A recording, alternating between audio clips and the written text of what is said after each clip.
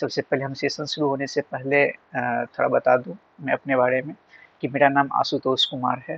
मैं 2018 में जेएनयू का एंट्रेंस एग्जाम क्लियर कर चुका हूं और अभी मैं जेएनयू में ही अध्ययनरत हूं। मैं बहुत धन्यवाद देना चाहता हूं the E polish YouTube channel का, कि जो अपने चैनल के माध्यम से जो नीडी छात्र है, जो ज़रूरतमंद छात्र है, उन तक जेएनयू का प्रिपरेशन कैसे किया जाए इस चीज़ को पहुंचा रहे हैं। साथ ही साथ आप इस चैनल पे देखें कि बहुत सारे दिल्ली यूनिवर्सिटी के लिए भी, जामिया मिलिया इस्लामिया के लिए भी उस पर वहाँ वीडियो बना हुआ है, तो आप वहाँ से जा कर के देख सकते हैं, जो आपके लिए हितगर हो सकता है। फिलहाल हम जेएनयू एंट्रेंस के बारे में बात करेंगे। ठीक है, तो अब मैं सेशन शुरू करता हूँ। सबसे पहले ये सेशन देखने से पहले ये जानना ज़रूरी है कि एनालिसिस क्यों ज़रूरी है, एनालिसिस क्यों करना चाहिए। आज भी मुझे याद है कि जब मैं 2018 में प्रिपरेशन कर रहा था, तो उस टाइम मैंने लास्ट 5 इयर्स के क्वेश्चन पेपर का एनालिसिस किया था और मैंने उसी एनालिसिस के बेस पे कि कौन से पोर्शन पे ज़्यादा फोकस किया जाए, किस पोर्शन को देखा जाए, मैंने यही एनालिसिस करके उसी बेस पे तैयारी की थी और रिजल्टेंट आपके सामने है कि 2018 में मेरा सिलेक्शन हो गया था जेएनयू में। इसलिए एनालिसिस बहुत ज़रूरी होता है। और अभी जैसे अभी जो हाल फिलहाल का जो ट्रेंड चल रहा है, उसमें कंपटीशन काफ़ी ज़्यादा बढ़ गया है, काफ़ी ज़्यादा बच्चे टैलेंटेड हैं, तो इसलिए एनालिसिस और भी ज़रूरी हो जाता है कि एनालिसिस करना बहुत इम्पोर्टेंट रोल प्ले करता है। हुआ क्या है कि 2018 के बाद 2019 से जेएनयू के एंट्रेंस एग्ज़ाम का पैटर्न बदल गया है। पैटर्न बदल गया इन द सेंस कि ये पहले 2019 से पहले सब्जेक्टिव एग्ज़ाम होती थी और 2019 से ऑब्जेक्टिव एग्ज़ाम होने लगी। तो ऑब्जेक्टिव एग्ज़ाम होने लगी तो दोनों में डिफरेंस ये हो गया कि जब सब्जेक्टिव एग्ज़ाम होती थी तो आपको बहुत ज़्यादा एनालिटिकल होना होता था, बहुत ज़्यादा एनालिटिकल एनालिसिस बेस पे आंसर देना होता था। लेकिन जब ऑब्जेक्टिव एग्ज़ाम हो गई तो आपको फैक्चुअल इन्फॉर्मेशन ज़्यादा रखना होता है। कॉन्सेप्ट की नॉलेज तो रखनी ही होती है, साथ ही साथ आपके पास फैक्चुअल नॉलेज होना बहुत ज़रूरी होता है, क्योंकि क्वेश्चन बहुत बार या तो डायरेक्ट आ जाते हैं या फिर किसी कॉन्सेप्ट से तोड़ मरोड़ के जोड़ के क्वेश्चन आएंगे। इसीलिए आपके पास कॉन्सेप्ट और फैक्चुअल नॉलेज दोनों का इंफॉर्मेशन होना या नॉलेज होना काफ़ी ज़्यादा ज़रूरी हो जाता है। और इन सबों के लिए एनालिसिस बहुत ज़रूरी है। जब तक आप एनालिसिस में नहीं कीजिएगा, क्योंकि बहुत ब्रॉडर टॉपिक है, कॉन्सेप्ट है, कहाँ पढ़ना है, क्या पढ़ना है, कहाँ से क्वेश्चन आता है, कहाँ से नहीं आता है, क्या छोड़ना है, कौन सा आपको प्रीफर करना है, इसके लिए आपको पिछले साल का क्वेश्चन पेपर देखना ही होगा या एनालिसिस करना ही होगा।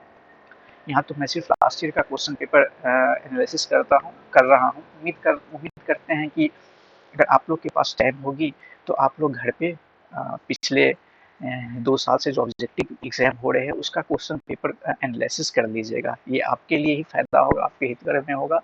एग्जाम हॉल में आप बहुत कंफर्टेबल फील करेंगे, यकीन मानिए। मैं उम्मीद के साथ, मैं विश्वास के साथ कह रहा हूँ कि उसी बेस पे आप तैयारी करिए कि कहाँ से क्वेश्चन आते हैं, क्या पढ़ना चाहिए, क्या नहीं पढ़ना चाहिए।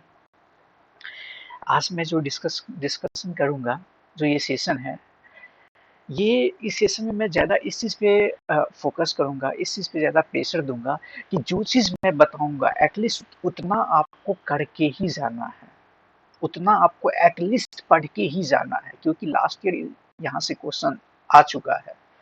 तो हो सकता है कि इन्हीं टॉपिकों से घुमा फिरा के क्वेश्चन फिर से पूछा जाए, तो इसीलिए आपको इतना पढ़ के ही जाना है। इससे ज़्यादा आप जितना पढ़ सके, ये आप पे डिपेंड करता है, आपकी कैपेबिलिटी पे डिपेंड करता है। तो ठीक है, चलिए आज का सेशन शुरू करते हैं।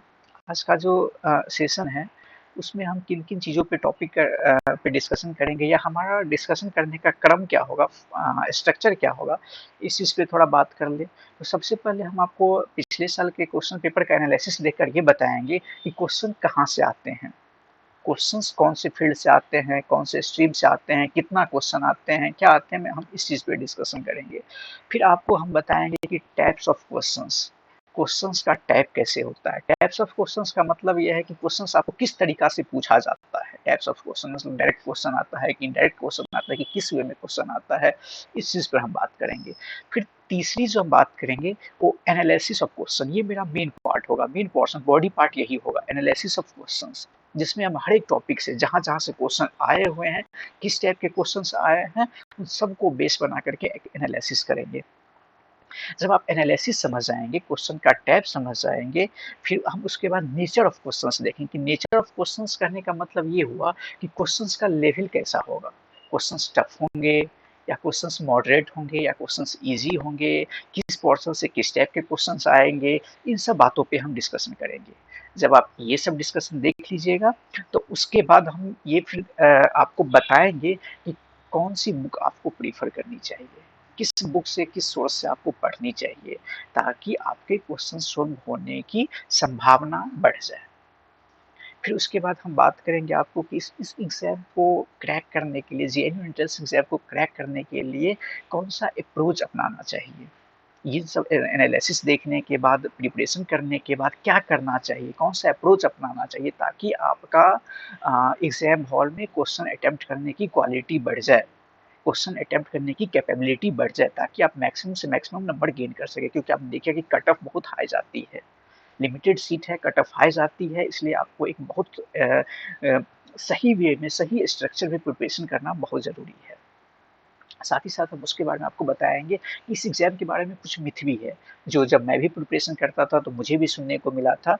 इसी टाइप का कुछ मिथ है जो मैं आप लोग को बताऊंगा, जिन मिथों से आपको थोड़ा बहुत खुद को उनसे अलग रखना है, आइसोलेट होकर रखना है उन सब चीज़ों से। ठीक है, तो अब मैं आता हूँ कि कौन सा क्वेश्चंस कहाँ से आते हैं। मैं रिक्वेस्ट करूँगा आप लोग से कि जब मैं एनालिसिस शुरू करूँगा तो आप एक रफ पेज और एक पेन लेकर के जरूर बैठ जाइएगा, और जो जहाँ से क्वेश्चंस आ रहे हैं, जो इम्पोर्टेंट टॉपिक है, उसको रफ पेज पे कहीं ना कहीं लिख लीजिएगा, ताकि वो आपकी जब आप प्रिपरेशन कर रहे होंगे तो आपको फायदा करेगा, और आप वहाँ से देख करके इजीली कौन सा टॉपिक कितना इंपॉर्टेंस रोल प्ले करता है, इस चीज़ को आप क्लासीफाइड कर सकते हैं। ठीक है, तो मैं अब पिछले साल के क्वेश्चन पेपर पे आता हूँ। अगर मैं एरिया स्टडीज़ के पेपर की बात करूँ, तो आप देखेंगे कि सबसे ज़्यादा क्वेश्चंस आपको इंटरनेशनल रिलेशन से मिलती है। इंटरनेशनल रिलेशन एरिया स्टडीज़ के पेपर की बात करें तो सबसे ज़्यादा क्वेश्चन इंटरनेशनल रिलेशन की जो स्ट्रीम है उससे मिलती है। मिनिमम 65 टू 70 क्वेश्चंस पिछली बार इंटरनेशनल रिलेशन से पूछा गया था। साथ ही साथ इसके अलावा और क्वेश्चंस आते हैं जो स्ट्रीम में से पॉलिटिकल साइंस से क्वेश्चन आएंगे, हिस्ट्री से क्वेश्चन आएंगे, इकोनॉमिक्स से क्वेश्चन आएंगे, सोशियोलॉजी से क्वेश्चन आएंगे।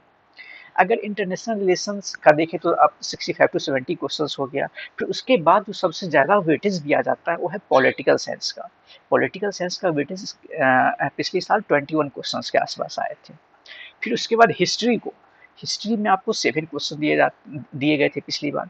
फिर उसके बाद जो प्रायोरिटीज दिया जाता है वो इकोनॉमिक्स को, और उसके बाद जो सबसे कम वेटेज दिया जाता है अकॉर्डिंग टू मी वो सोशियोलॉजी को, इंटरनेशनल रिलेशन एरिया स्टडीज के पेपर में। फिर जब आप पीएसएम का क्वेश्चन पेपर देखेंगे, specialisation in politics and international relation का जब आप पेपर देखेंगे, पीएसएम का पेपर, तो उसमें भी सेम यही है। इंटरनेशनल रिलेशन से काफ़ी ज़्यादा क्वेश्चंस पूछे जाएंगे, काफ़ी ज़्यादा क्वेश्चंस। लेकिन एरिया स्टडीज़ की तुलना में वहाँ इंटरनेशनल रिलेशन से थोड़ी कम क्वेश्चंस आती है। उसके बाद जो सबसे ज़्यादा वेटेज दिया जाएगा पीएसएम में वो है पॉल साइंस का। 30 के आसपास आपके पास क्वेश्चंस पूछे जाएंगे। फिर हिस्ट्री का 5 से 8 क्वेश्चन आपको हिस्ट्री से पूछे जाते हैं। उसके बाद सोशियोलॉजी दोनों में, एरिया स्टडीज़ में भी और पीएसएम में भी थोड़ा कम वेटेज होता है। यहाँ से क्वेश्चंस थोड़े कम क्वेश्चंस पूछे जाते हैं, और उससे थोड़ी सोशियोलॉजी से थोड़े ज़्यादा क्वेश्चन आपको इकोनॉमिक्स से पूछे जाएंगे। इकोनॉमिक्स से पिछली बार 6 से 8 के बीच में क्वेश्चन आए हैं। उसके बाद सबसे अच्छी बात ये होती है पीएसएम में कि आपको कंप्रहेंशन दिया होगा, जो आप कंप्रहेंशन पढ़ के आप आराम से क्वेश्चन सोल्व कर सकते हैं। वहाँ से आपके 16 क्वेश्चन होंगे। तो कोशिश हर वक्त यही करिएगा कि कंप्रहेंशन का क्वेश्चन गलत ना हो। अगर कंप्रहेंशन का क्वेश्चन गलत हो गया तो हो सकता है कि आपके रिजल्ट पे बहुत ज़्यादा इफेक्ट पड़ेगा, क्योंकि कंप्रहेंशन ऐसा चीज़ है, ऐसा टॉपिक है, या एग्जाम में पूछने का ऐसा तरीका है जो मैक्सिमम बच्चे सही करके आते हैं। इसलिए हो सके तो कॉम्प्रहेंशन को जरूर सही करिएगा, ताकि आपकी सिलेक्शन होने की पॉसिबिलिटीज हमेशा बनी रहे, बढ़ी रहे। और नेगेटिव मार्किंग नहीं है तो इसलिए फुल क्वेश्चन अटेम्प्ट करना है, एक भी क्वेश्चन नहीं छोड़ना है। जैसे मैंने आपके अपने स्ट्रक्चर के अकॉर्डिंग आपको बता दिया, पहला पहला पॉइंट कि क्वेश्चंस कहाँ से आते हैं, इस चीज़ को आपने देख लिया। अब देखिए कि जो टाइप्स ऑफ क्वेश्चंस क्या होते हैं। टाइप्स ऑफ क्वेश्चंस का मतलब यहाँ पे है कि क्वेश्चंस पूछे कैसे जाते हैं। क्या क्वेश्चंस डायरेक्ट आते हैं, या क्वेश्चन इनडायरेक्टली रूप से पूछे जाते हैं या फिर कैसे पूछे जाते हैं। तो अगर इस चीज़ के बारे में बात करें तो कॉम्प्रिहेंशन तो डायरेक्ट होगा, ये चीज़ तो हम सब जानते हैं, कॉम्प्रिहेंशन डायरेक्ट होगा। जो इनडायरेक्टली रूप से पूछे जाता है वो कॉम्प्रिहेंशन के अलावा जितने भी पोर्शंस हैं हो सकते हैं कि वहाँ से क्वेश्चन आपको इनडायरेक्टली पूछे जा रहे हैं। जैसे अगर देखिए तो आपको बता दे कि जो आपसे थ्योरी, जो पॉलिटिकल थ्योरी या इंटरनेशनल थ्योरी, यहाँ से जो अगर क्वेश्चन आएंगे तो हो सकता है कि ये क्वेश्चन आपको असर्शन और रीजन के फॉर्म में पूछ दिया जाए। दूसरी बात, स्टेटमेंट के रूप में पूछ लिया जाए, आपको स्टेटमेंट दे दिया जाएगा कि बताओ ये स्टेटमेंट करेक्ट है या इनकरेक्ट है। इस टाइप से क्वेश्चंस पूछे जा रहे हैं, या तो आपको डायरेक्ट पूछा जाएगा या तो इनडायरेक्ट पूछा जाएगा, या आपको स्टेटमेंट के फॉर्म में पूछा जाएगा या असर्शन और रीजन के लिए के रूप में पूछा जाएगा। तो इसलिए आप खुद को तैयार रखिएगा कि किस टाइप से क्वेश्चंस आपको बेसिकली थ्योरी पार्ट से किस टाइप से क्वेश्चंस पूछे जा रहे हैं। और दूसरी बात, अगर मान लीजिए आपको किसी थ्योरी को ये यूज भी करवाना चाह रहे हैं, किसी थ्योरी को चाह रहे हैं कैसे यूज करें, तो ये आपको थ्योरी के बारे में आपके पास नॉलेज है कि नहीं, बेसिक नॉलेज जानते हैं कि नहीं, इस चीज को जांचने के लिए हो सकता है कि आपको किसी स्कॉलर का नाम दे दे और बोले बताओ कि इस स्कॉलर का संबंध, इस स्कॉलर का रिलेशन कौन से थ्योरी से है। तो इसीलिए आप लोग थ्योरी के साथ साथ उसके स्कॉलर को भी याद रखना है। तो इस टाइप से आपको क्वेश्चन पेपर पूछे जा रहे हैं। ठीक है, आपने देख मैंने कॉम्प्रिहेंसिव के बारे में आपको बता ही दिया था। तो आपने यहाँ से टाइप्स ऑफ क्वेश्चन देख लिए। अब हम मेन पार्ट पे आ जाते हैं जो है analysis of questions. Analysis of questions क्या है, हम आपको इस पिछले साल के बेस पे, वैसे मैंने पहले भी बताया था, फिर बता देता हूँ कि पिछले साल के बेस पे मैं एनालिसिस करने जा रहा हूँ। तो ठीक है, जो मैं एनालिसिस करूँगा तो सबसे पहले मैं बताया कि इंटरनेशनल रिलेशन से सबसे ज़्यादा क्वेश्चंस पूछा जा रहा है, इसलिए मैं सबसे ज़्यादा फोकस आपको इंटरनेशनल रिलेशंस पे ही करूँगा और इंटरनेशनल रिलेशन से स्टार्ट ही कर रहा हूँ, क्योंकि सबसे ज़्यादा एरिया स्टडीज़ के पेपर में भी और PISF के पेपर में भी, दोनों में बहुत ज़्यादा वेटेज है इंटरनेशनल रिलेशन का। इसलिए मैं चाह रहा हूँ कि इंटरनेशनल रिलेशन से ही शुरू किया जाए। तो जब आप इंटरनेशनल रिलेशंस का पेपर देखेंगे तो आप पाएंगे कि मैक्सिमम क्वेश्चंस आपको दो सेगमेंट से पूछा जा रहा है, एक इंटरनेशनल ऑर्गेनाइजेशन से और पॉलिटिकल थ्योरी से। जब आप इंटरनेशनल, अब मैं ये बता रहा हूँ आपको कि जो आपको इन दोनों सेगमेंट्स को कैसे पढ़ना है। सबसे पहले हम बात कर लेते हैं इंटरनेशनल ऑर्गेनाइजेशंस को कैसे पढ़ना और कहाँ से क्वेश्चंस आ रहे हैं। जब आप इंटरनेशनल ऑर्गेनाइजेशंस को पढ़ रहे हैं तो यहाँ पे सबसे बड़ी ध्यान देने वाली चीज़ जो है कि आपको governmental organization, non governmental organization, military organization, economic organization और रीजनल ऑर्गेनाइजेशन, इन सभी चीज़ों के बारे में आपको पढ़ना है। इन सभी ऑर्गेनाइजेशनों के बारे में, इन सभी संगठनों के बारे में आपको अध्ययन करना है। इसमें भी ज़्यादा फास्ट जाने की ज़रूरत नहीं है, पूरे डेप्थ में जाने की ज़रूरत नहीं है। आपको पढ़ना क्या है, तो इसमें कितने मेंबर्स होते हैं, अगर इनकी हाल फिलहाल में कोई बैठक हुई है तो बैठक कहाँ हुई है, अगर बैठक हुई है तो इसका थीम क्या है, इनके कितने सदस्य हैं, इन सब चीज़ों के बारे में आपको थोड़ा बहुत जानकारी चाहिए, जानकारी रखनी होगी। और कितने मेंबर्स हैं इस बारे में भी आप जान लीजिएगा। तो इस टाइप से आपको ऑर्गेनाइजेशन से क्वेश्चंस पूछे जाएंगे। और साथ ही साथ जो इंटरनेशनल लेवल पे ऑर्गेनाइजेशन है, जैसे मान लीजिए यूनाइटेड नेशन की एजेंसियाँ, उनके क्या मोटो है, क्या काम है, थोड़ा बहुत क्या वर्क करते हैं, क्या फंक्शन है, इन सब चीज़ों के बारे में आप जरूर जान लीजिएगा। यूनाइटेड नेशन का अगर कोई मान लीजिए कोई ऑपरेशन चला रहा है, जैसे जैसे कोई पीस कीपिंग ऑपरेशन है या कुछ भी ऐसा है, पीस कीपिंग या इस तरह का अगर कोई सा भी ऑर्गेनाइजेशन है, किसी तरह का ऑपरेशन है, तो आप इन सब चीज़ों के बारे में आपके लिए जानना ज़रूरी होता है। फिर उसके उसके बाद अगर मान लीजिए कोई इंटरनेशनल एनजीओ है तो इसका हेड क्वार्टर कहाँ है, क्या काम कर रहा है, कौन से काम से इसका, कौन से फंक्शन से इसका रिलेशन है, इन सब चीज़ों के बारे में आपको बात करना है मतलब याद रखना है। जब आप फिर किसी मिलिट्री ऑर्गेनाइजेशंस के बारे में बात करेंगे तो जैसे नाटो वगैरह हो गया, इन सब के बारे में भी आपको प्रिपरेशन रखना है कि कितने मेंबर्स है, क्या है, कहाँ हेड क्वार्टर है, क्या है, इस सब के बारे में, कोई एटॉमिक एनर्जी ट्रीटी है तो इस बारे में भी आप बात करेंगे। फिर आप जैसे इसमें आप एक चीज़ देखेंगे कि जो इंटरनेशनल इश्यूज होते हैं, इंटरनेशनल इश्यूज जैसे मान लीजिए कि पॉलिफिकेशन, नॉन पॉलिफिकेशन, तो इन सब चीज़ों से पॉलिफिकेशन मतलब न्यूक्लियर पॉलिफिकेशन से रिलेटेड जितने भी ऑर्गेनाइजेशंस काम कर रहे हैं, चाहे एफडीसीआर हो गया, एटॉमिक एनर्जी एजेंसी हो गया, तो इन सब के बारे में भी आपको थोड़ा बहुत जानना है। हो सकता है कि इंटरनेशनल इश्यूज जो है आपको डायरेक्ट नहीं पूछ करके इंटरनेशनल इश्यूज आपको किसी उसके उससे रिलेटेड ऑर्गेनाइजेशन से रिलेट करके आपको पूछा जाए। तो जब आप इंटरनेशनल इश्यूज पढ़ रहे हैं तो कोशिश करिएगा कि आप उनके ऑर्गेनाइजेशंस को भी ध्यान में रखिए, उनसे रिलेटेड संगठनों को भी ध्यान में रखिए। वैसे मैं इंटरनेशनल इश्यूज पे अलग से आऊँगा, अलग से बात करूँगा। तो आपको मैंने बता दिया कि जो आपको इंटरनेशनल ऑर्गेनाइजेशन में किन-किन चीज़ों पे ध्यान देना है। अब मैं आ रहा हूँ इंटरनेशनल थ्योरी, जो आईआर की थ्योरीज़ वगैरह हैं, उस पे आ रहा हूँ कि उसमें कहाँ से क्वेश्चंस पूछे जा रहे हैं। तो जब आप एनालिसिस करिएगा, आप खुद भी क्वेश्चन देखिएगा, तो एक बात देख के आपको बहुत आश्चर्यचकित होगा, आप या फिर खुशी भी हो सकते हैं आप, कि maximum question theory of realism से पूछा जाता है। Realism is the favourite topic of JNU. तो इसीलिए आप रियलिज्म पे ज़्यादा अच्छा से पकड़ बनेगा, ताकि रियलिज्म से आपके क्वेश्चन सोल्व होने की संभावनाएं काफ़ी बढ़ जाए। और स्पेशली रियलिज्म से रिलेटेड जो फिलोसफर है, जो थिंकर्स है, उन पर भी आपको ज़्यादा फोकस करना है। क्वेश्चन वहाँ से भी पूछे जा रहे हैं। साथ ही साथ जो मार्क्सिस्ट थ्योरी का जो डिपेंडेंसी थ्योरी है, वहाँ से भी क्वेश्चन आ रहे हैं। इसलिए डिपेंडेंसी थ्योरी को, मार्क्सिज्म को, रियलिज्म को, ऐसा नहीं है कि रियलिज्म अगर ज़्यादा क्वेश्चन पूछा जा रहा है तो बाकी को छोड़ देना है, ऐसा नहीं करना है, बाकी थ्योरीज को भी देखना है। मैं ये बता रहा हूँ कि लास्ट ईयर रियलिज्म से ज़्यादा क्वेश्चन पूछा गया था। हो सकता है कि इस बार रियलिज्म से नहीं, किसी और जगह से क्वेश्चंस ज़्यादा पूछ लिया जाए। इसलिए आपको रियलिज्म तो पढ़ के ही जाना है, बाकी थ्योरीज को भी पढ़ के जाना है। और खासकर जो कंटेम्प्रेरी थ्योरी है, जैसे न्यू रियलिज्म, न्यू लिबरलिज्म, तो इन सब थ्योरी के बारे में आपको पढ़ के जाना है, थोड़ा बहुत ध्यान रखना है, ताकि हाँ, इस सब के बारे में आपको पता है, क्वेश्चन है तो आप सोल्व कर सके। जैसे इसके फाउंडर क्या है, या फिर इस थ्योरी का इम्प्लीमेंटेशन क्या है, इन सब चीज़ों का क्वेश्चन पूछा जाता है। फिर इसमें कुछ कुछ आप देखेंगे कि फॉरेन पॉलिसी से भी क्वेश्चंस पूछा जाता है थ्योरी में। बाकी आप थ्योरीज को देख लीजिएगा, और थ्योरीज जब पढ़िएगा तो एक चीज़ और ध्यान रखिए कि स्कॉलर्स के नाम के साथ पढ़िएगा, फिलोसफर थिंकर्स के नाम के साथ, क्योंकि आपको पूछ दिया जाएगा या तो स्टेटमेंट फॉर्म में या असर्शन और रीजन फॉर्म में कि अच्छा ये थ्योरी, ये थिंकर्स या ये स्कॉलर का संबंध कौन से थ्योरी से है।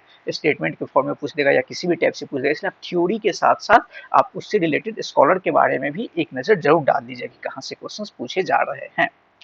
हाँ, उसके बाद अगर फॉरेन पॉलिसी के बारे में बात करें, तो आपको फॉरेन पॉलिसी, जो इंडियाज का फॉरेन पॉलिसी आफ्टर इंडिपेंडेंस से, स्वतंत्रता के बाद से आज तक के जितने भी फॉरेन पॉलिसी है, उसके बारे में एक नज़र जरूर डाल दीजिएगा। जैसे पिछली बार नैम से काफ़ी ज़्यादा क्वेश्चन आए थे, तो हो सकता है कि इस बार पंचशील से पूछ दे।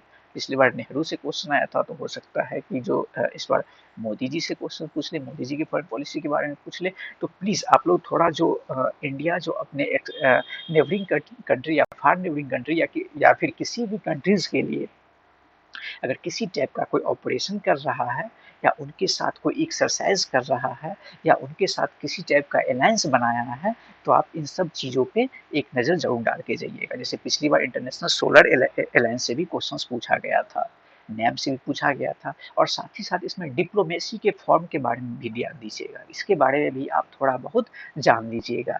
जैसे पिछले बार डायरेक्ट पूछा था डिप्लोमेसी में कि ट्रैक टू डिप्लोमेसी क्या होता है। तो इसीलिए आप थोड़ा बहुत इसके बारे में कि डिप्लोमेसी के कितने टाइप्स हैं, क्या फॉर्म्स हैं, इसके बारे में आप ज़रूर जान लीजिएगा कि कहाँ से कि इसको इस तरह के क्वेश्चंस को कैसे हैंडल किया जाए। फिर इंटरनेशनल रिलेशन में ही अगर हम लें तो कुछ मिसलेनियस क्वेश्चंस होते हैं। मिसलेनियस क्वेश्चन ये कि बस जनरल अवेयरनेस का ये क्वेश्चन होता है कि आपके आसपास हो रहे चीज़ों से आप कितना ज़्यादा अवेयर है। और आपको क्वेश्चंस देख के भी लग जाएगा कि ये बिल्कुल ना ये आपके किसी बुक से क्वेश्चन होगा, बस आप न्यूज़पेपर पढ़ रहे होंगे तो इन सब तरह के क्वेश्चनों को सोल्व कर देंगे। जैसे बहुत एक क्वेश्चन पूछा है कंट्रीज और कैपिटल के बारे में, कि जो ये कंट्रीज है उसका कैपिटल कहाँ है, या मैचली फ्लोइंग में ये क्वेश्चन पूछा गया। तो क्वेश्चन पूछने का तरीका मैचली फ्लोइंग भी है। जो मैंने टाइप्स ऑफ क्वेश्चंस के बारे में जो बात किया, उसमें आप एक चीज़ और याद रखिए कि मैच दी फ्लोइंग भी पूछ सकता है क्वेश्चन में।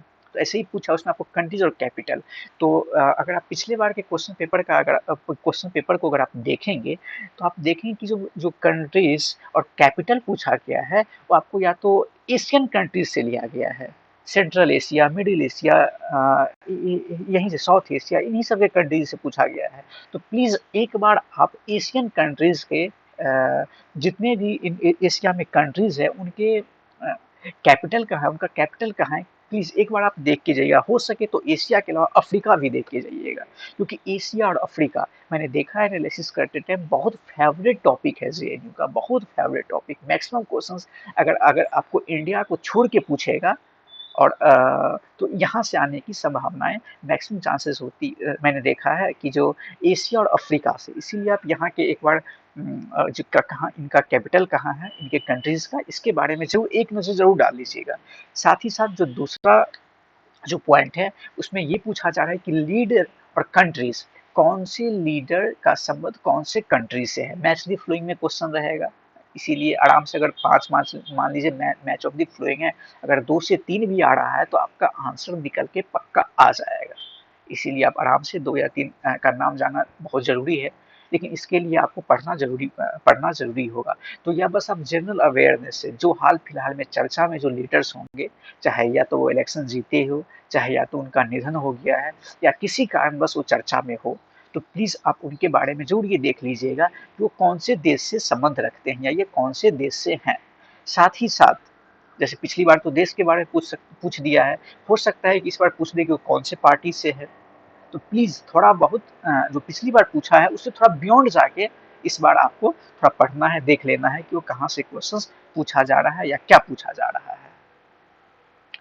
ठीक है, उसके बाद इंडिया का जो अपने बाहरी देशों के साथ आयात निर्यात एक्सपोर्ट इंपोर्ट होता है, तो प्लीज़ उस पर भी थोड़ा नज़र डाल लीजिएगा कि कौन सी चीज़ इंडिया कहाँ से सबसे ज़्यादा निर्यात करता है। उसमें भी टॉप लेवल वाला टॉप 3 बस याद कर लीजिए, ज़्यादा नहीं याद करना है। बस जैसे सपोज करिए कि तेल मंगवा रहा है तो सबसे ज़्यादा तेल किससे, सबसे ज़्यादा ऑयल किससे मंगवा रहा है, बस टॉप 3 याद कर लीजिएगा। मान लीजिए कोई चीज़ अगर इंडिया डिफेंस डील कर रहा है तो सबसे ज़्यादा इंडिया का डिफेंस डील किससे किससे हो रहा है। अगर मान लीजिए इंडिया में इन्वेस्टमेंट हो रहा है, एफडीआई आ रहा है, तो सबसे ज़्यादा एफडीआई कहाँ से आ रहा है। बस आप टॉप 3 याद कर लीजिएगा। तो वहाँ से क्वेश्चंस पूछे गए थे। और फिर जब आप मिसलेनियस में और देखिएगा तो जितने भी वेरियस ट्रीटीज वगैरह हुए हैं आज तक के, चाहे वो ट्रीटी किसी चीज़ से भी रिलेटेड हो, चाहे वो क्लाइमेट इशू से रिलेटेड हो, या फिर टेररिज्म से रिलेटेड हो, या जेंडर जस्टिस से रिलेटेड हो, या किसी भी टॉपिक से रिलेटेड अगर ट्रीटी वगैरह हुआ हो, तो आप प्लीज़ एक बार याद रखिएगा। इसवी सहित कौन से ईयर में हुआ है ये पक्का याद रखिएगा, क्योंकि लास्ट ईयर असेंडिंग और डिसेंडिंग ऑर्डर में घटते क्रम और बढ़ते क्रम में क्वेश्चन पूछा गया था। तो इसीलिए आप थोड़ा बहुत ईस्वी पे नज़र जरूर रखिएगा। और अगर मान लीजिए पिछली बार ईस्वी पूछ दिया है तो हो सकता है पूछ दे इस बार रिलेशन किससे है, तो आप जरूर याद रखेंगे कि कौन से ट्रीटी का पर्पस क्या था, कौन से कॉन्फ्रेंस हुआ है तो उसका पर्पस क्या था। इस चीज़ों के बारे में आप एक बार जरूर ध्यान दीजिएगा। और साथ ही साथ मान लीजिए इंटरनेशनल लेवल पे कोई एकॉर्ड वगैरह हुआ है, जैसे ओस्लो समझौता हुआ, शिमला समझौता हुआ, तो इन समझौता का संबंध किन देशों से है, मतलब कौन कौन से देश इस समझौते से एसोसिएटेड है, इसके बारे में आप देख लीजिएगा। कब हुआ है ये देख लीजिएगा, और इस समझौते का क्या पर्पस था, क्या उद्देश्य था, इसके बारे में जरूर आप देख लीजिएगा एक बार। हाँ, साथ ही साथ एक चीज़ और आपको देखना है कि कोई सा भी कॉन्फ्रेंस वगैरह हुआ है तो उसमें कोई अगर लॉ बनाया गया है तो उस लॉ का पूरा नाम क्या है, इस बारे में आप ज़रूर एक बार कोशिश करें कि पढ़ ले कि कौन सा लॉ है, उस लॉ का क्या नाम है, पूरा नाम क्या है, इसके बारे में देख लीजिएगा। साथ ही साथ मान लीजिए इंडिया किसी भी तरह का कोई डिफेंस इक्विपमेंट बनाता है या किसी दूसरे देश से खरीदता है, तो इसके बारे में भी आपको एक समझ होना ज़रूरी है कि इंडिया जो ये डिफेंस बना रहा है वो किसने डेवलप किया है, डीआरडीओ ने डेवलप किया है या किसी भी देश से खरीदा है, तो अगर खरीदा है तो कौन से देश से खरीदा है, इस चीज़ के बारे में आप थोड़ा बहुत ध्यान रख लीजिएगा। मैंने पहले ही बता दिया था कि एक्सरसाइज वगैरह भी देख लिया किस कंट्री के साथ इंडिया भी एक्सरसाइज किया है। हालांकि पिछले साल एक्सरसाइज से तो क्वेश्चंस नहीं आए थे, लेकिन हो सकता है मे भी चांसेस है कि पूछ दे, इसीलिए आप एक नज़र जरूर देख लीजिएगा कि कहाँ से क्वेश्चंस आ रहे हैं इसमें। तो ठीक है, यहाँ पे मैं इंटरनेशनल रिलेशंस वाला पोर्शन ख़त्म करता हूँ। इंटरनेशनल रिलेशन वाला पोर्शन मैंने आपको बता दिया। अब मैं पॉलिटिकल साइंस पोर्शन पे आता हूँ कि आपको पॉलिटिकल साइंस पोर्शंस में क्या पढ़ना चाहिए, क्योंकि अगर आप देखेंगे तो पाएंगे कि इंटरनेशनल रिलेशंस के बाद अगर सबसे ज़्यादा वेटेज किसी चीज़ को दिया गया है सब्जेक्ट में तो वो है पॉलिटिकल साइंस। तो इसीलिए अब मैं बताने जा रहा हूँ कि पॉलिटिकल साइंस को कैसे पढ़ना है या पॉलिटिकल साइंस में क्या स्ट्रैटेजी होना चाहिए पढ़ने का, आपको किन चीज़ों पे बेसिकली फोकस करके ही जाना है। तो जब आप पॉलिटिकल साइंस का के पेपर को देखेंगे या जब मैं एनालिसिस कर रहा था तो really it was very shocking. Shocking इसलिए क्योंकि आप देखिएगा कि मॉडर्न पॉलिटिकल फिलोसफर से एक भी क्वेश्चन नहीं आया है, मॉडर्न पॉलिटिकल थिंकर से एक भी क्वेश्चन नहीं आया है। अगर मान लीजिए उन्हें अगर इंडियन थिंकर्स के बारे में पूछना भी है तो आपको जो जितने भी सोशल रिफॉर्मर्स वगैरह हुआ है वहाँ से क्वेश्चन पूछा जाएगा, जिसका एसोसिएशन आपको मॉडर्न हिस्ट्री से मिलेगा, न कि मॉडर्न पॉलिटिकल थिंकर से मिलेगा। जैसा ये मैं इसलिए बोल रहा हूँ क्योंकि मेरा ग्रेजुएशन दिल्ली यूनिवर्सिटी से हुआ है, तो जो हम लोग के सिलेबस में था सिलेबस था उस सिलेबस में in modern Indian political thinkers का कहीं भी चर्चा नहीं था, हमें कुछ और पढ़ना था। इन सब चीज़ों को हिस्ट्री में पढ़ाया जाता है, तो इसलिए आप यहाँ पे थोड़ा शौक होंगे, लेकिन इससे घबराना नहीं है। तो अब हम बात करते हैं कि मेनली आपको ध्यान कहाँ का रखना है। तो सबसे ज़्यादा अगर आप फोकस करके जाइएगा तो है वेस्टर्न पॉलिटिकल थिंकर, वेस्टर्न डब्ल्यूपीटी से बहुत क्वेश्चंस आता है, बहुत आईपीटी पे थोड़ा कम भी ध्यान दीजिएगा, लेकिन पढ़ के जरूर जाइएगा। इसका मतलब ये नहीं है कि पिछली बार क्वेश्चंस नहीं आए हैं तो इस बार क्वेश्चंस नहीं आएंगे, इस बार क्वेश्चंस आ भी सकते हैं, लेकिन डब्ल्यूपीटी पे आपको ज़्यादा फोकस करके जाना है। डब्ल्यूपीटी में आपको जितने भी रियलिस्ट फिलोसफर है स्पेशली उनके बारे में ज़रूर पढ़ लीजिएगा, रियलिस्ट फिलोसफर, और साथ ही साथ आप बाकी Plato, Rousseau, Aristotle, Hobbes, Locke's, Machiavelli, सबके बारे में। मैकियावेली बहुत फेवरेट है, मैकियावेली और लॉक, आप इनको ज़रूर पढ़ के जाइएगा। जब आप थ्योरी पोर्शन पे आएंगे पॉलिटिकल साइंस का तो आपको सारे थ्योरीज पढ़ने हैं, सारे थ्योरीज क्योंकि आपको स्टेटमेंट फॉर्म में या सर्जन या रीजन फॉर्म में या किसी भी मैसिव फ्लोइंग में आपको फिलोसफर दे दिया जाएगा, बताओ कौन सी थ्योरी से एसोसिएटेड है, आपको क्वेश्चंस पूछा ही जाएगा। तो इसलिए थ्योरी पढ़ना है तो सारे थ्योरी पढ़ना है, उसका कॉन्सेप्ट क्या है, उसके फिलोसफर का नाम जरूर याद रखना है क्योंकि क्वेश्चंस पूछे जा रहे हैं। और साथ ही साथ बुक और राइटर, कौन से राइटर ने कौन सा बुक लिखा है, ये चीज़ आपको पॉलिटिकल थ्योरी में भी रखना है। और जब इंटरनेशनल पॉलिटिकल थ्योरी पढ़ा रहा था तभी शायद मैं बताना भूल गया था, वहाँ भी आपको ये चीज़ रखना है कि बुक्स और राइटर का नाम वहाँ आपको ज़रूर एटलीस्ट याद रखना है कि कहाँ से पूछा जा रहा है, ये चीज़ आ गया, कौन से फिलोसफर कहाँ से रिलेटेड है, इन सब चीज़ों के बारे में आपको जानकारी रखनी जरूरी है। ये थ्योरीज हो गया। थ्योरी के साथ साथ मैं पॉलिटिकल साइंस में ही मैं पॉलिटी पोर्शन को भी कवर कर ले रहा हूँ। पॉलिटी पोर्शन जो है उसमें आपको स्टार्टिंग के बेसिक क्वेश्चंस, काफ़ी बेसिक क्वेश्चंस पूछे जाते हैं। उसमें आपको fundamental right, DPSP, fundamental duty, constitutions, constitutional amendment, इन सबों के बारे में ज़रूर पढ़ के जाइएगा, ज़रूर। जब आप fundamental right, DPSP, fundamental duty ये सब पढ़ रहे होंगे तो उसमें आपको आर्टिकल के बारे में जानना बहुत जरूरी, याद रखना होगा कि कौन से आर्टिकल में क्या चीज़ आता है, ये चीज़ आप याद रख के जाइएगा। या कौन से पार्ट में डीपीएसपी आता है, कौन से पार्ट में फंडामेंटल राइट आता है, कौन से पार्ट में फंडामेंटल ड्यूटी आता है, इन चीज़ों के बारे में आपको जानना जरूरी है। और खास साथ ही साथ जो ज़्यादा चर्चा में जो अमेंडमेंट रहा है या जिस अमेंडमेंट का कुछ अच्छा इम्प्लीमेंटेशन रहा है हमारे कॉन्स्टिट्यूशन में, तो उस चीज़ों को जरूर आप देख के जाइएगा, उस चीज़ों को जरूर पढ़ के आइए। जैसे 42 हो गया, 44 हो गया, 73 हो गया, इन सब चीज़ों पे आप जरूर एक बार फोकस करके जाइएगा। साथ ही साथ कोई पिछली बार तो जजमेंट से क्वेश्चन नहीं आया है, मान लीजिए कोई अगर बहुत अच्छा जजमेंट आया है जैसे इंदिरा साहनी केस हो गया, केशवानंद भारती हो गया, मिनर्वा मिल्स हो गया, इस तरह के किसी भी टाइप के जजमेंट हो तो आप एक बार उनका जरूर देख लीजिएगा कि इस जजमेंट का रिलेशन किन चीज़ों से है या इस कौन से जजमेंट में कौन सी बातों पर फोकस किया गया है। प्लीज़ एक बार इन सब चीज़ों को जरूर पढ़ लीजिएगा। साथ ही साथ आप इंडिया के जितने भी ऑर्गेनाइजेशंस हैं उसके बारे में आप एक बार जरूर देख लीजिएगा, थोड़ा बहुत जो कॉन्स्टिट्यूशनल, नॉन कॉन्स्टिट्यूशनल, तो संवैधानिक, गैर संवैधानिक दोनों इंस्टीट्यूशंस के बारे में आप थोड़ा बहुत नॉलेज रख लीजिए कि कब बना था, कितने मेंबर्स है, क्या काम है, इन सब चीज़ों के बारे में, कौन हेड करता है, इन सब चीज़ों के बारे में आप एक बार जरूर याद रखिए। खास ही साथ आप कॉन्स्टिट्यूशन वाले पोर्शन पे ज़्यादा फोकस करें। कॉन्स्टिट्यूशन वाले पोर्शन से ज़्यादा क्वेश्चन आते हैं और बहुत डायरेक्ट क्वेश्चन आएगा। थोड़ी भी घबराना नहीं है कि आपको इंडियन पॉलिटी का क्वेश्चन आपसे सोल्व नहीं होगा। इंडियन पॉलिटी का क्वेश्चन आपसे सोल्व होने जा रहा है अगर आपने थोड़ा भी पढ़ लिया है तो। इसलिए इसमें घबराना बिल्कुल भी नहीं है इंडियन पॉलिटी से। तो यहाँ पे मैंने पॉलिटिकल साइंस वाला पोर्शन आपको कवर कर दिया। इसी में साथ जब मैं पॉलिटिकल थ्योरी का बात करूँ तो कंपैरेटिव पॉलिटिक्स अभी इसी में इंक्लूड हो रहा है। इसीलिए आप कंपैरेटिव पॉलिटिकल थ्योरी का जब पॉलिटिकल थ्योरी का जब आप थ्योरीज पढ़ रहे हैं तो उसमें कंपैरेटिव पॉलिटिक्स की भी थ्योरीज को पढ़ के जाना है। तो इन सब चीज़ों का आप ध्यान रखिएगा। फिर मैं आ रहा हूँ थोड़ा इंटरनेशनल इशूज़ पे बात कर लेते हैं। इंटरनेशनल इशूज़ हो गया, जैसे पिछली बार अगर आप देखेंगे तो आपको क्वेश्चंस क्लाइमेट चेंज से पूछा जा चुका है। क्लाइमेट चेंज से क्वेश्चंस आ चुके हैं। तो पिछली बार तो आपको बस उसमें पूछा गया था कि कौन से ईयर में कौन सा कॉन्फ्रेंस हुआ था और कौन से कॉन्फ्रेंस का असेंडिंग डिसेंडिंग ऑर्डर में सजाने के लिए था।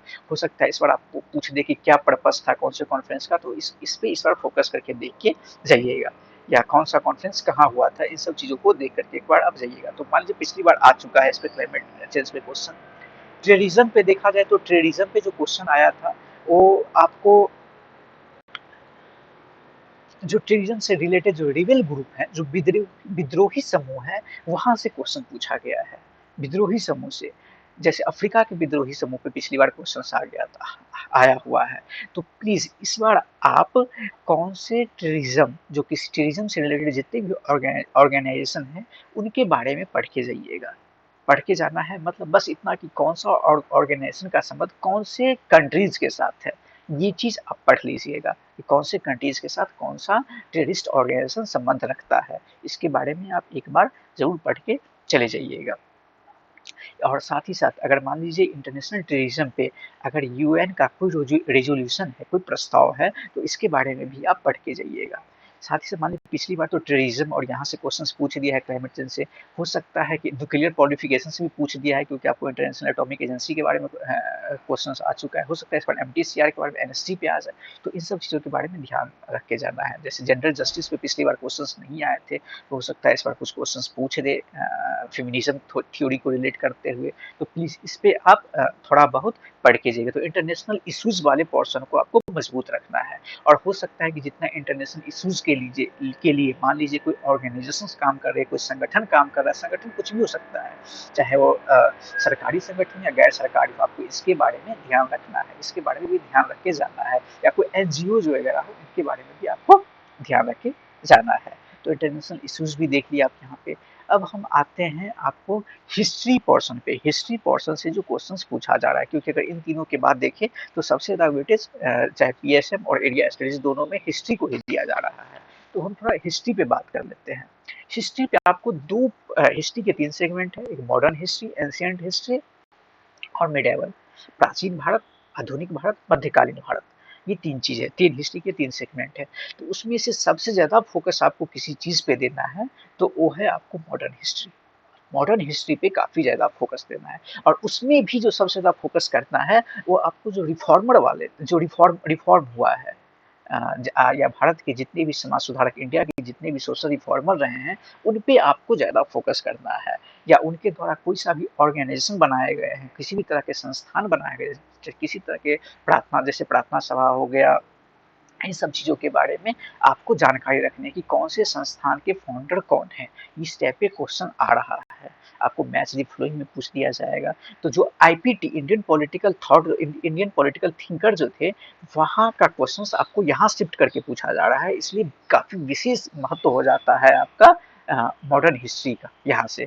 फिर आप देखेंगे कि जो आपका जब मान लीजिए कि इंडिया से आज़ाद होने वाला था, इंडिपेंडेंस मिलने वाला था इंडिया का, तो उस समय आपको जो कॉन्स्टिट्यूशन निर्माण के लिए, कॉन्स्टिट्यूशन बनाने के लिए जो भी मिशंस जो आए हुए थे फॉरेन से, विदेश से, लंदन से, उनके बारे में आपको याद रखना है कि अच्छा कौन-सा मिशन आया था, जैसे क्लिप्स मिशन हो गया, कैबिनेट मिशन हो गया, कब आया था, क्या पर्पज़ था, या फिर कॉन्स्टिट्यूशन संरचना में किसी भी चीज़ किसी भी प्रकार से सुझाव या बदलाव करने के लिए अगर वो आए हुए थे तो उनके बारे में आपको याद रखना। जैसे पिछली बार यहाँ से क्वेश्चंस आया हुआ है, इस बार आप थोड़ा अकॉर्डिंग टू मी कि आप जो जितने भी आप जो खास करके इंडियन फ्रीडम स्ट्रगल जो है उस वाले पोर्शन पे थोड़ा ध्यान देके जाइएगा कि अच्छा फ्रीडम स्ट्रगल मतलब किसी भी छोटी बहुत घटना, कौन सी घटना का संबंध किससे है वहाँ से ध्यान रख के जाना है, या थोड़ा बहुत आप स्लोगन्स भी याद कर लीजिएगा कि कौन सा स्लोगन्स किसने दिया था, वहाँ से भी आप याद कर लीजिएगा। तो अगर देखेंगे पिछली बार तो आप इंडियन फ्रीडम स्ट्रगल से क्वेश्चंस नहीं टच किया, जबकि इंडियन फ्रीडम स्ट्रगल बहुत इंपॉर्टेंट रोल प्ले करता है मॉडर्न हिस्ट्री में, इसलिए आप वहाँ से जरूर पढ़ के जाइएगा आप। और साथ ही साथ जब आप एनसीआर, अब ये आपका था मॉडर्न हिस्ट्री के लिए, उम्मीद करता हूँ कि आप लोग लिख रहे होंगे। जहाँ अगर मान लीजिए आपको मैं बात करता हूँ मॉडर्न हिस्ट्री और किस किस पोर्शन से क्वेश्चन आ रहा है, तो रफ पेज में आपको लिखना चाहिए, जरूर लिखना चाहिए, नहीं तो फिर आपको याद नहीं रहेगा कि कहाँ से क्वेश्चन पूछा जा रहा है। नहीं तो फिर बहुत गौर से सुनिए। जब आप प्राचीन भारत एंशिएंट हिस्ट्री की बात करेंगे तो एंशिएंट हिस्ट्री में आपको सबसे ज़्यादा फोकस जिस चीज़ पे करना है वो है art and culture. Art and culture में आपको काफ़ी ज़्यादा फोकस करना है, और आर्ट एंड कल्चर में भी सबसे ज़्यादा आपको लिटरेचर पे फोकस करना है, साहित्य पे, कि कौन से साहित्य कौन से पीरियड्स में आए हुए हैं, इन चीज़ों के बारे में आपको, या कौन से साहित्य की रचना कौन से राजा महाराजा के काल में हुई है, इन सब चीज़ों के बारे में आपके पास जानना चाहिए। स्पेशली आप भले ही हो सकता है स्थापत्य पे, आर्किटेक्चर पे फोकस ना करें, फोकस उस पर भी करना है, मैं ऐसा नहीं कर रहा हूँ कि नहीं करना है, क्योंकि पिछली बार वहाँ से क्वेश्चन नहीं आया तो इसका मतलब ये नहीं कि नहीं पूछेगा।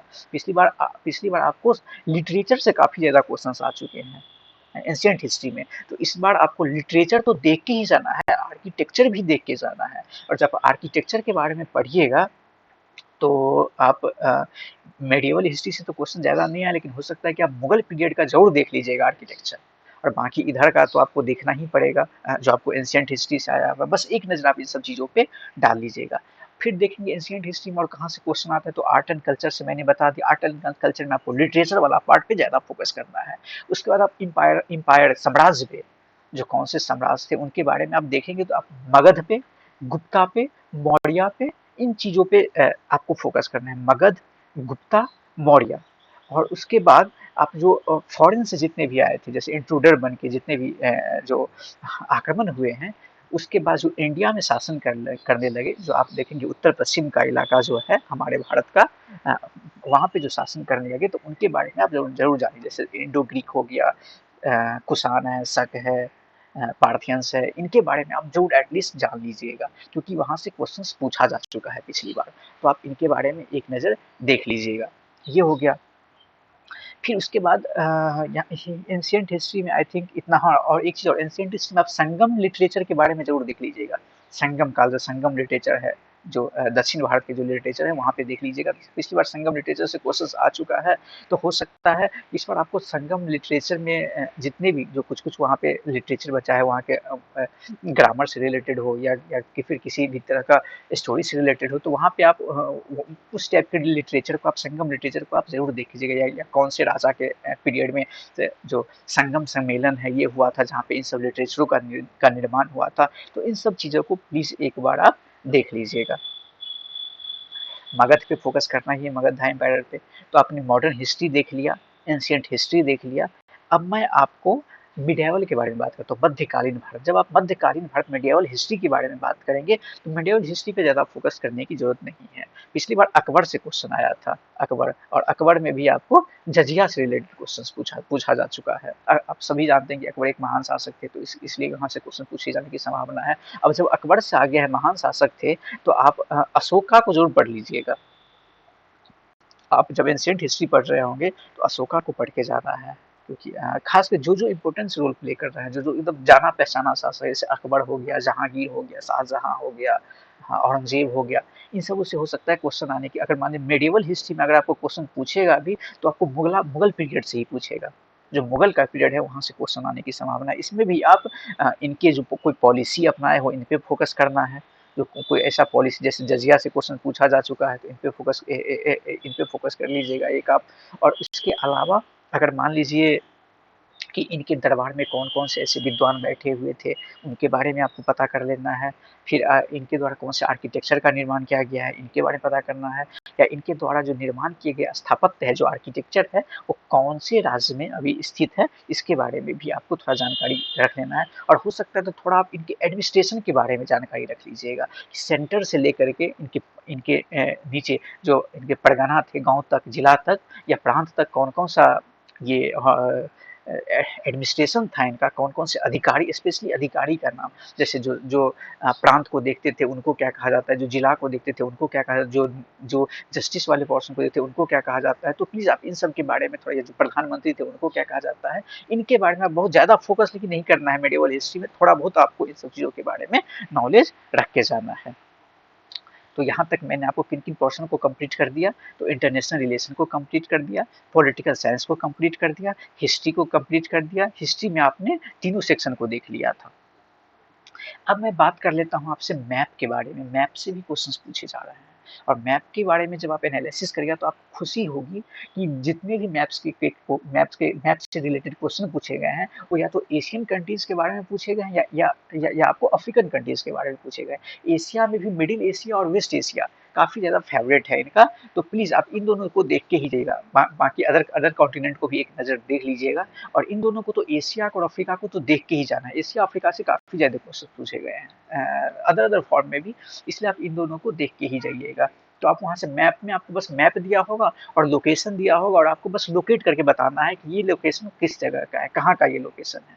इसीलिए वहाँ पे ज़्यादा झमेला नहीं है, आपको बस लोकेशन के बारे में, कहाँ पे क्या लोकेशन है, ये चीज़ को आप नज़र रख लीजिएगा कि जो कहाँ से क्वेश्चन पूछे जा रहे हैं। इन सब चीज़ों पे आप पिछली बार के का आप पेपर देख के आप एनालिसिस खुद भी कर सकते हैं, बाकी मैं तो बता ही रहा हूँ।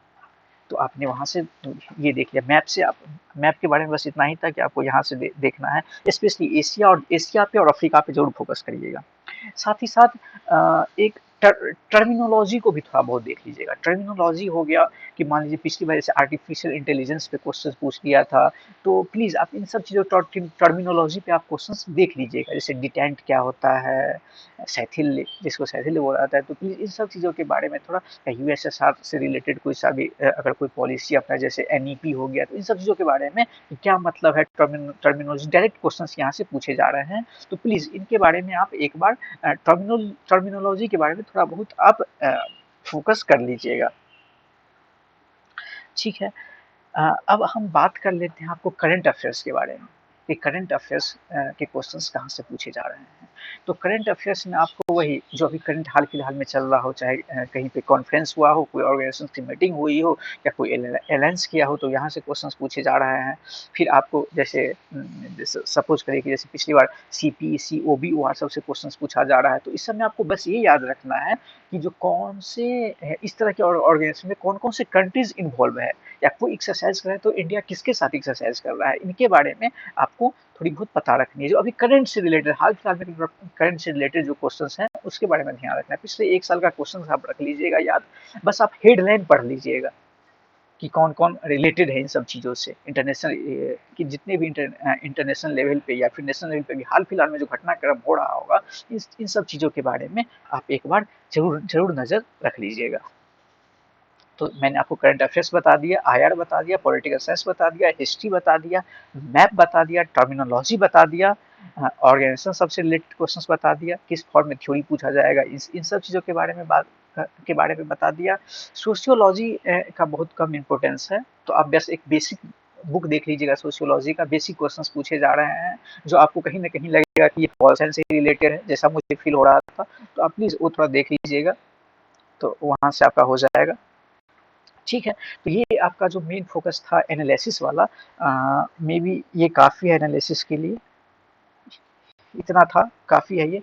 आप इस बेस पे आगे कैसे प्रिपरेशन करना चाहिए, क्या प्रिपरेशन करना चाहिए, मैंने वीडियो में सारा कुछ बता दिया है।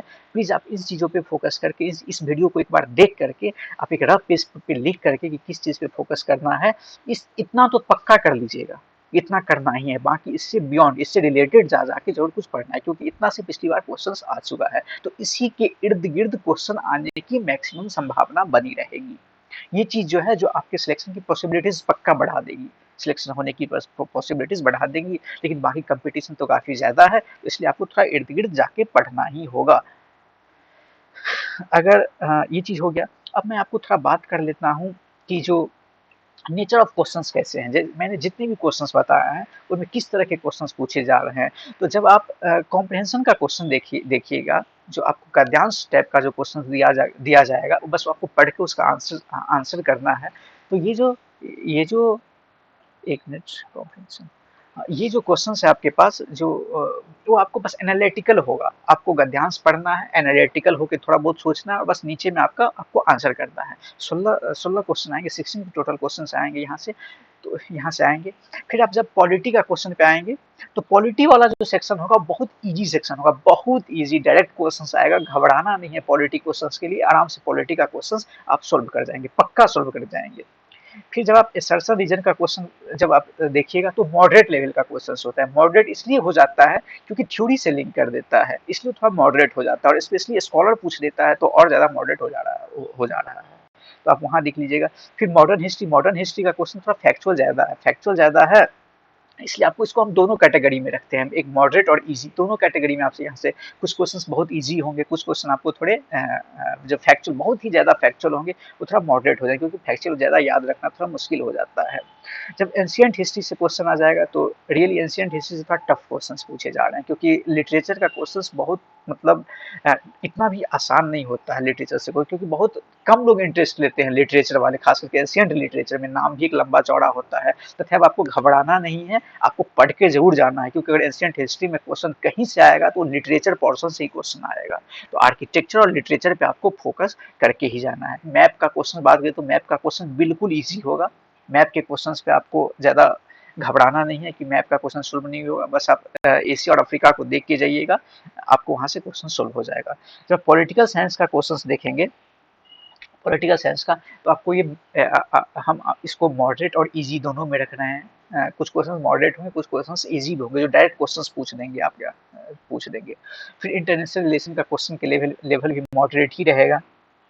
जो इंटरनेशनल ऑर्गेनाइजेशन के क्वेश्चंस आएंगे वो भी बहुत मॉडरेट लेवल के ही क्वेश्चंस आएंगे, ज़्यादा टफ क्वेश्चंस नहीं आ रहे हैं। इंडिया फॉरेन पॉलिसी के क्वेश्चंस काफ़ी ज़्यादा इजी आएंगे। डायरेक्ट फॉरेन पॉलिसी का नाम पूछ ले रहा है कि बताओ ट्रैक टू डिप्लोमेसी क्या होता है। अगर आप बस न्यूज़पेपर ही पढ़ रहे होंगे, कुछ नहीं पढ़ रहे होंगे, फिर भी आपको ट्रैक टू डिप्लोमेसी तो पता ही होगा। डायरेक्ट क्वेश्चन आ जा रहा है, तो ये हो गया आपको।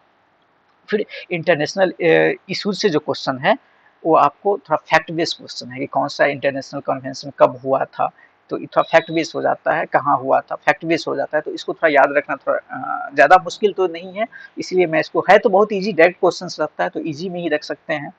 फिर जब आप इंटरनेशनल थ्योरी का जब आप इंटरनेशनल ट्रीटी के बारे में, अकॉर्ड्स के बारे में क्वेश्चन पूछा रहा है, तो वो भी फैक्ट बेस्ड है, तो ये भी, लेकिन डायरेक्ट क्वेश्चन रहेगा आपका कब हुआ था और इसका क्या रिलेशन है, बस यहीं से क्वेश्चन पूछे जाएंगे। तो बोले तो ये इजी ही क्वेश्चन आते हैं।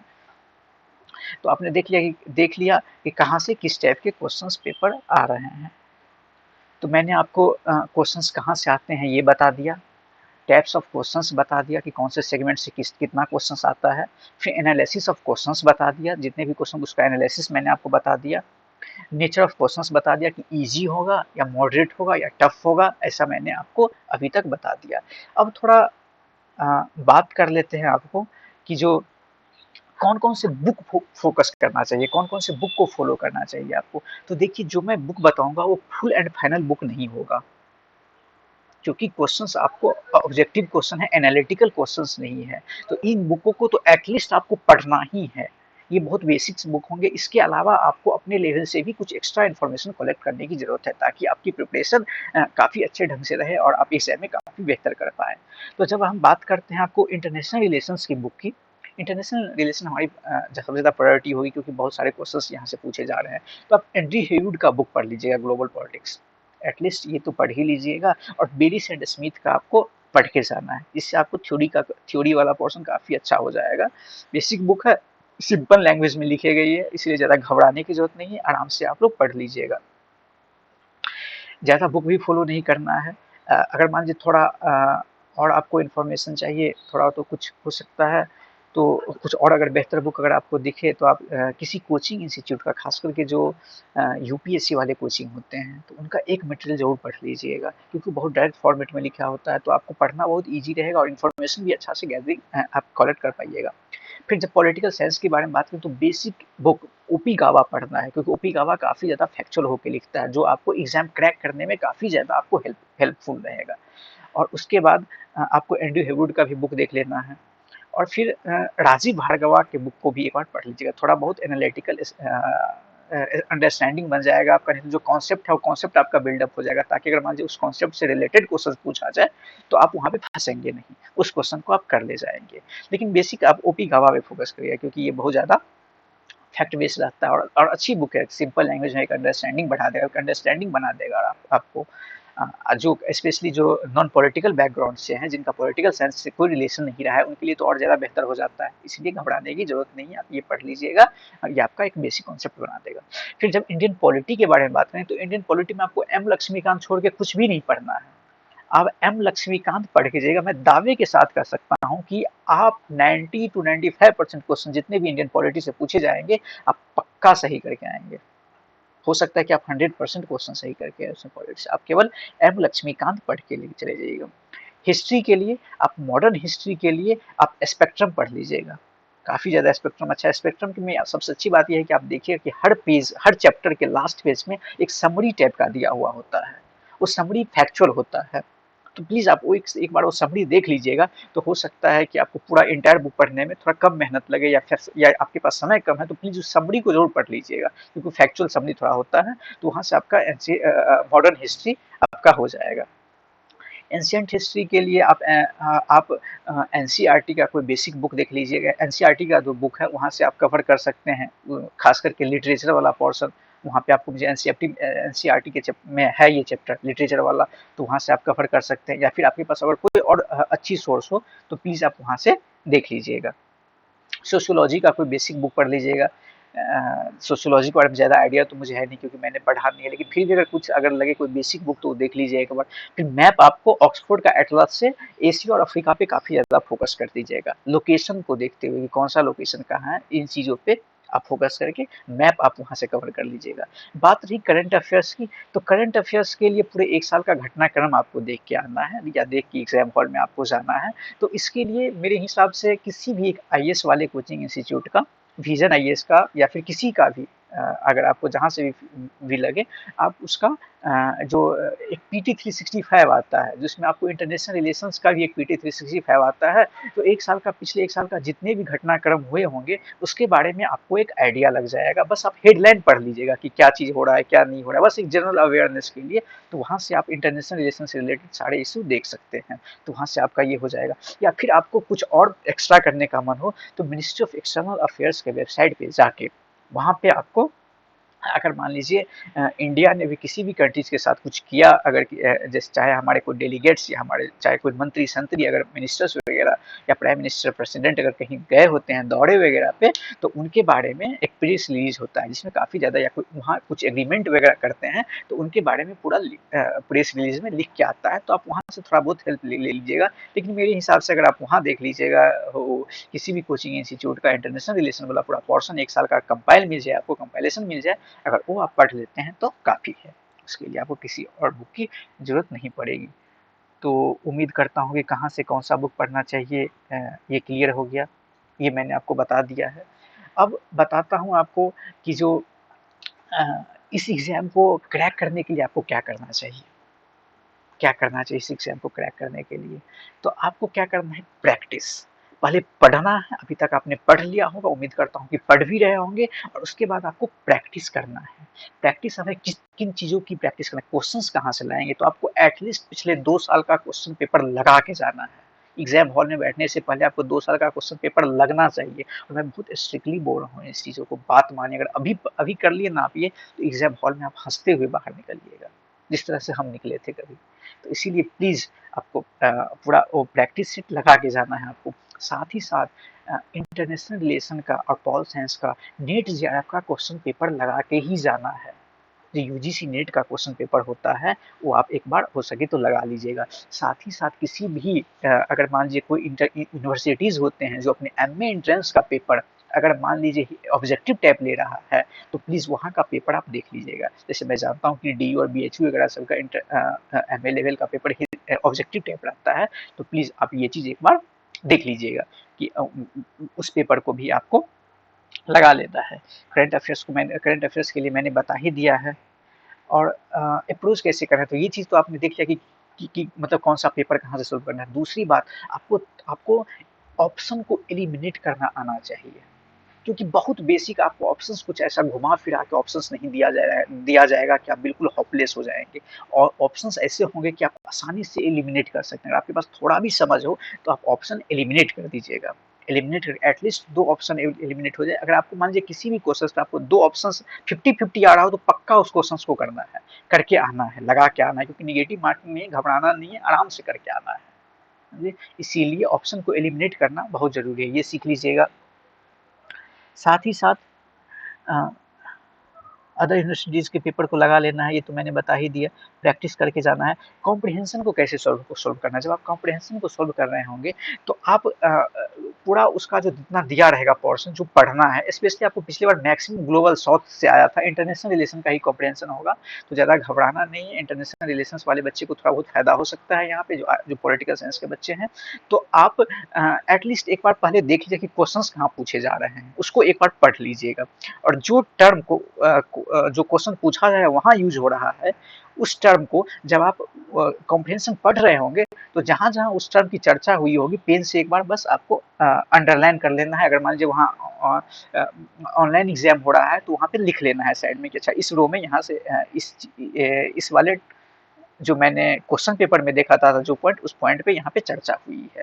तो एक बार प्लीज़ आप वहाँ पे लिख लीजिएगा, ताकि आप जब फिर सब सॉल्व करिएगा तो डायरेक्ट आप उस वाले लाइन पे जाके आप आराम से आप कॉम्प्रिहेंशन पढ़ के अपना आंसर निकाल सकते हैं। तो प्लीज़ ऐसे आपको जाके कॉम्प्रिहेंशन सॉल्व करना है। घर पे भी प्रैक्टिस करके जाना है इसका। पिछले जो 2 साल का पेपर है वहाँ से आप प्रैक्टिस करके चले जाइएगा।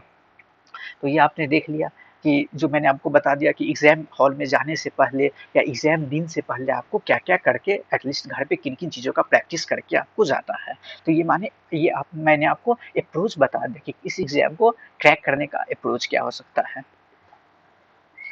तो अब मैं आपको थोड़ा बता रहा हूँ कि मिथ क्या है इस एग्ज़ाम के बारे में।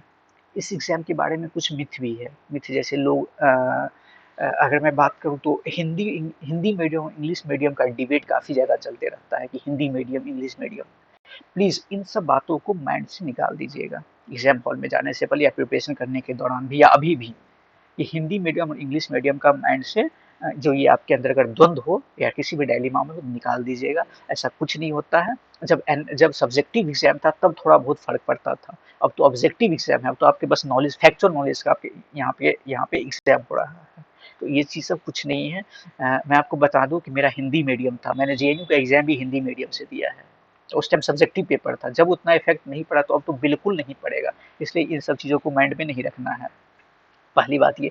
दूसरी बात, एमए वाले बच्चों के अंदर ये रहता है कि जो अगर मान लीजिए एक बार आपका एंट्रेंस क्लियर होता है तो क्या उसके बाद आपको इंटरव्यू देने की भी ज़रूरत है? तो जी नहीं, बिल्कुल आपको इंटरव्यू देने की ज़रूरत नहीं है। जिस दिन आपका रिजल्ट आ जाए, जब रिजल्ट आएगा तो आपके बगल में सिलेक्टेड लिखा के आएगा। जिसका सिलेक्शन नहीं हुआ रहेगा उसके बगल में नॉट सिलेक्टेड लिखा के आएगा।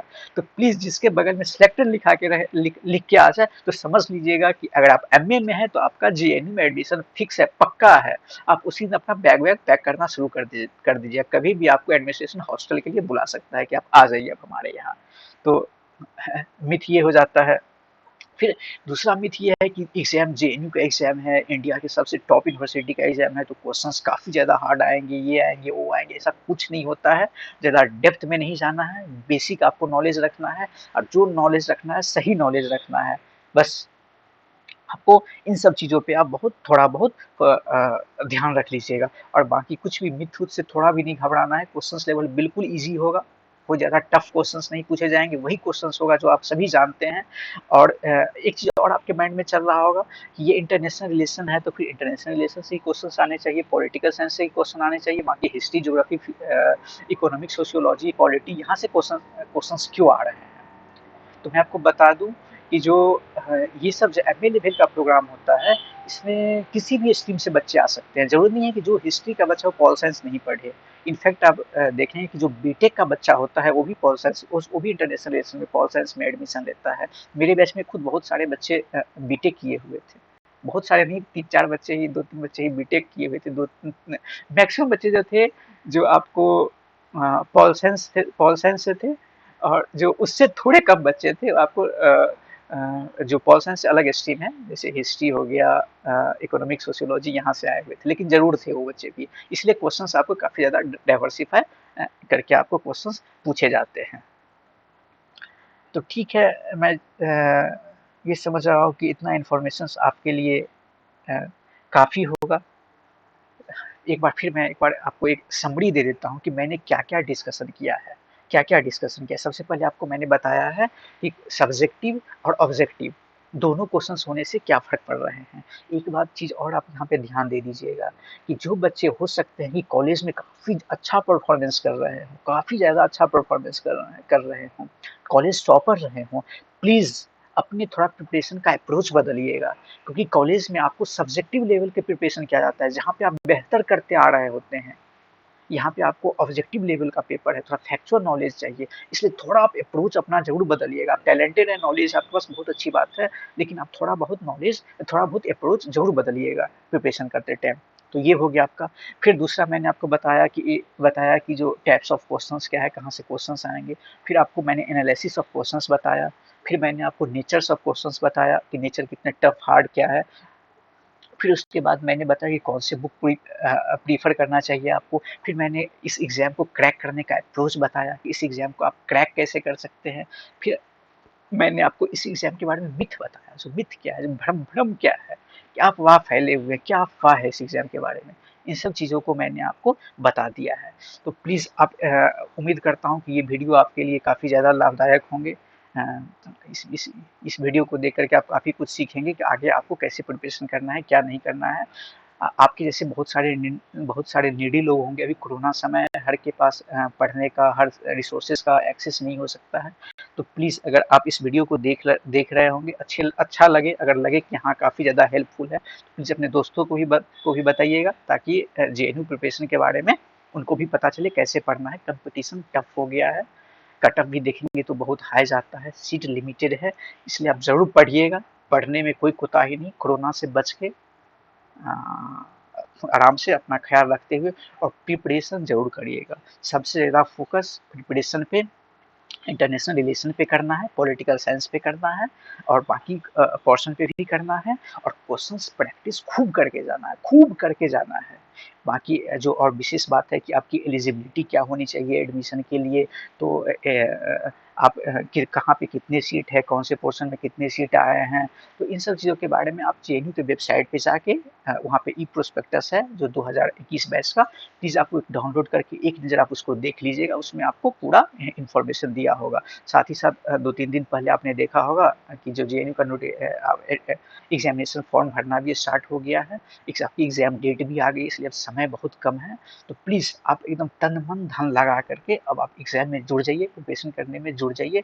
उम्मीद करते हैं कि आप एग्जाम में बढ़िया करेंगे, और आप मेरे तरह, जैसे हम यहाँ बैठे हुए जेएनयू के हॉस्टल में, उसी तरह एक दिन आप भी यहाँ बैठ के आप आने वाले छात्रों को सही चीज़ बताएंगे। साथ ही साथ मैं द ई पॉलिसी जो यूट्यूब चैनल है, बहुत बहुत धन्यवाद देना चाहता हूँ कि आपने इस तरह के सेशन को ऑर्गेनाइज करके आप बहुत नीडी लोगों का जो हेल्प करें, इसके लिए सही में शुक्रिया के पात्र हैं आप। ठीक है, तो मैं इतना ही करके मैं अपने इस सेशन को समाप्त करता हूँ। प्लीज़ पढ़िएगा, खूब मेहनत करिएगा, और मैं आपके आने वाले उज्जवल भविष्य के लिए कामना करता हूँ। मैं चाहता हूँ कि आप सभी जेएनयू के छात्र बनें। धन्यवाद।